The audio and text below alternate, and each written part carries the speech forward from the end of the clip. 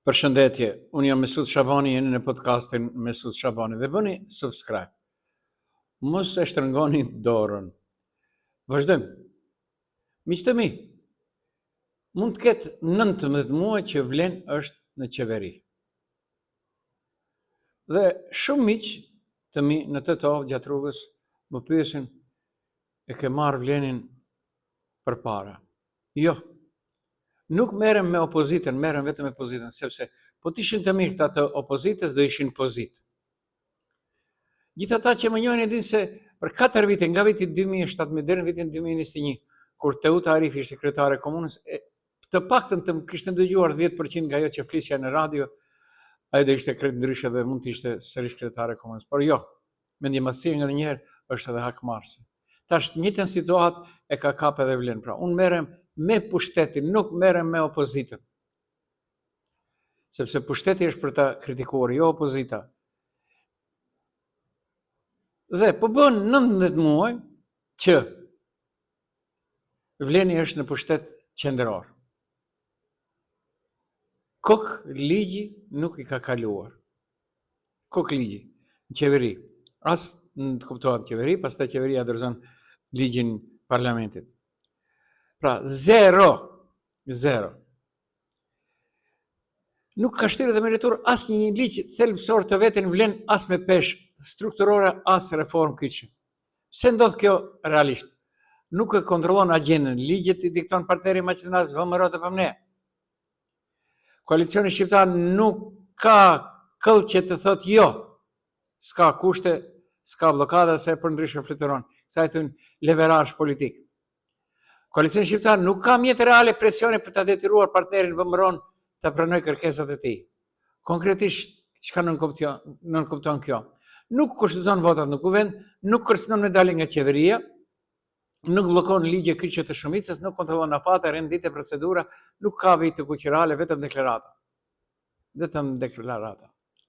Pra, je në qeveri, ke poste, por nuk ke shkop as karot. Pra, fokusi është te postet, jo në politika menaxhim, jo në vendimarrje. Çfarë ka kaluar gjatë kësaj kohës derisa vlen ka qenë? Kuptohet ndryshimet teknike, ligje të përbashkëta qeveritare, harmonizime me BE-n pa identitet politik shqiptar. As një ligj simbolik apo strategjik shqiptar. Cila ishte procedura e rregullt? Leximi i parë, paraqitja për të arritur një ligj disa ditë, një javë. Komisioni parlamentar 1 deri në 2 javë, shpesh zvaritet. Leximi i dytë, debatet dhe amendamentet disa ditë, leximi i tretë dhe votimi 1 ditë. Pra, krejt kësaj i bie në teori 2 deri në 4 javë. Në praktik, ja 19 muaj bën as një ligj. Ka dhe procedura tjetër. Procedura e shkurtuar, përdoret kur qeveria shtin fort ligjin, mund të kaloj brenda 3 deri 7 ditësh, debat minimal, opozita na shkalohet. Procedura urgjente, raste emergjente, kriza, presioni ndërkombëtar mund të miratohen brenda 1 deri në 2 ditë, mandej në të njëjtën ditë. Flamuri evropian dhe thot procedurë e posaçme e përshpejtuar, jo procedurë urgjente klasike, por më e fortë se procedura e shkurtuar. Pik. Dhe, dini pse hyn e kësaj teme?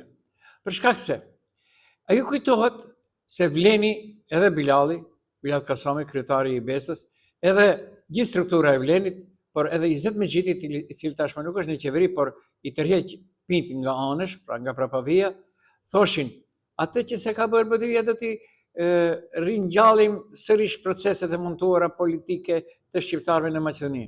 Dhe nga ajo asgjë. Edhe pse pjesërisht ka të drejtë, çdo gjë ka përfunduar, mirëpo ka edhe ripërsëritje të rasteve kur gjenden fakte të reja. Për shumë shka. Nuk më besoni, ja se çfarë thot Izet Mexhiti në shtator të vitit 2025 në televizionin të 7 në Kosovë. Atë që kemi thonë edhe për realizoj.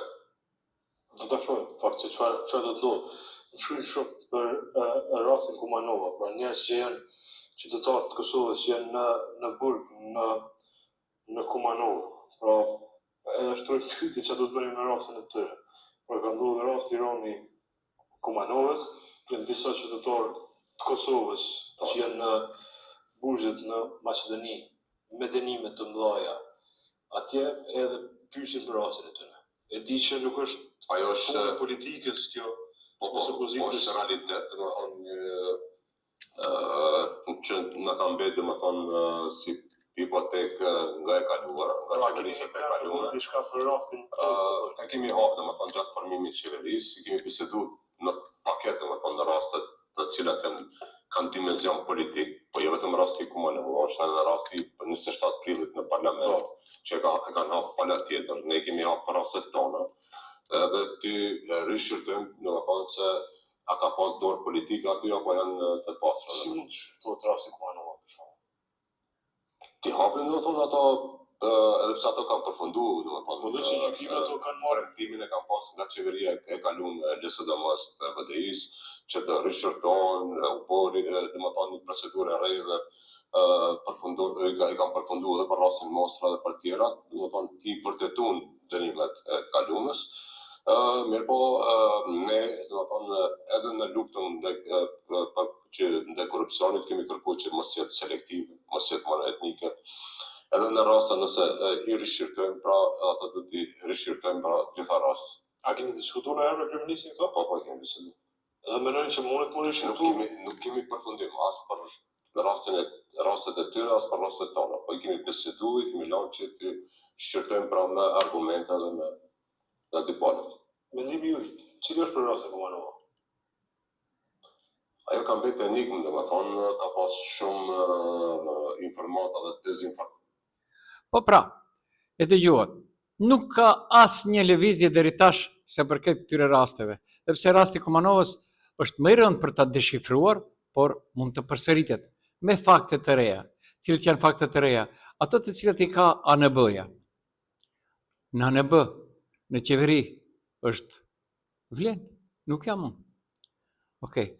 Por të dënohen njerëzit me 746 vite burg, si rasti Kumanovës.